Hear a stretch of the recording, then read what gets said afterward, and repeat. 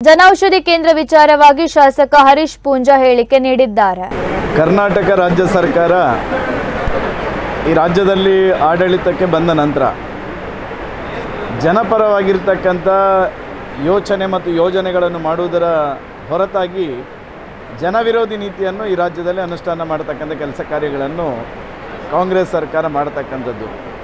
ಬಡವರಿಗೆ ಆರೋಗ್ಯದ ರಕ್ಷಣೆಯಿಂದ ಸನ್ಮಾನ್ಯ ನರೇಂದ್ರ ಮೋದಿಯವರ ಮಹತ್ವಾಕಾಂಕ್ಷೆಯ ಜನೌಷಧ ಯೋಜನೆಯನ್ನು ಏನು ತಾಲೂಕಿನ ಸರ್ಕಾರಿ ಆಸ್ಪತ್ರೆಗಳಲ್ಲಿ ಜನೌಷಧಿ ಕೇಂದ್ರಗಳನ್ನು ಪ್ರಾರಂಭಿಸಿದರು, ಅದನ್ನು ನಿಲ್ಲಿಸ್ತಕ್ಕಂಥ, ಅದನ್ನು ಬಂದ್ ಮಾಡ್ತಕ್ಕಂಥ ಕೆಲಸವನ್ನು ಸಿದ್ದರಾಮಯ್ಯ ಅವರ ಸರ್ಕಾರ ಮಾಡಿತು.